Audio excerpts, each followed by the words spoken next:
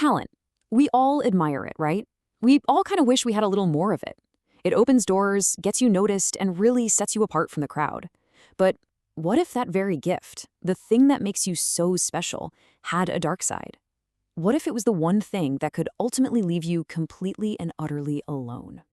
Just let that sink in for a second, because today we're going to explore this really fascinating idea that our most celebrated talents over time can actually lead to our deepest isolation. It's a strange paradox, and you know what? It affects way more people than you might think.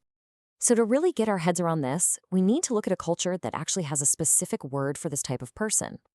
It's a Korean term, and it just perfectly captures this idea of someone who seems to have it all. The term is Palbangmiin, and listen, this isn't just about being good-looking. It describes someone who is skilled in, like, every direction. They're talented in art, they crush it in sports, they ace their academics, you name it. They're that person who just seems to be naturally good at everything they try. As you can imagine, society sees this kind of person as incredibly valuable. A Palbangmiin is basically treated like a premium product. They're sought after, they're celebrated, they're put up on a pedestal. Seems like the perfect spot to be in, right? Well, this is where the paradox really kicks in. Is this incredible collection of talents truly a lifelong gift, or does it slowly start to curdle into something else entirely? In their youth, this multi-talented person is almost always the center of attention. But as they get older, a really strange thing starts to happen. That admiration can just fade away, and it gets replaced by this profound sense of loneliness.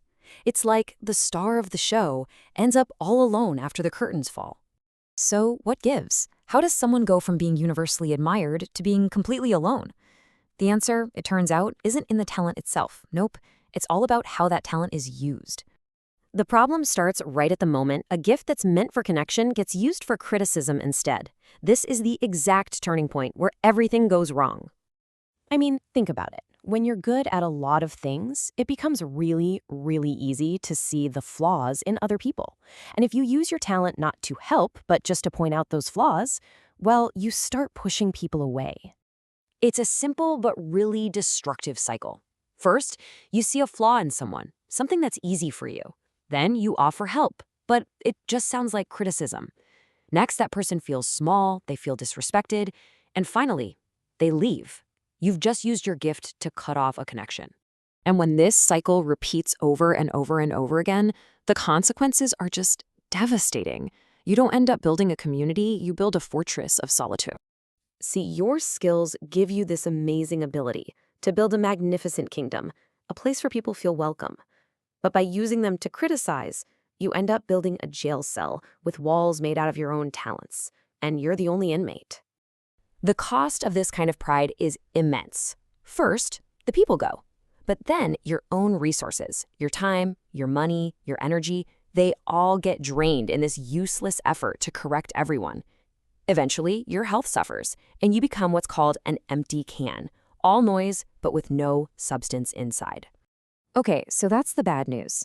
But here's the good news. There is a way out, and the solution is as simple as it is profound. It just requires a complete 180 in how you think about the whole purpose of talent. The two paths forward are crystal clear. If your talent only serves your ego, the end of that road is always isolation. But if you use that exact same talent to serve and lift other people up, the outcome is the complete opposite. You find community, you get respect, and you actually feel fulfilled. This right here, this is the key that unlocks that prison. The very instant you stop using your knowledge to criticize and you start using it to genuinely help, the entire dynamic shifts. People are no longer intimidated by your talent. They're drawn to it. They seek you out, not because you're perfect, but because you make their lives better. So the answers seem simple, right? Use your talents to serve.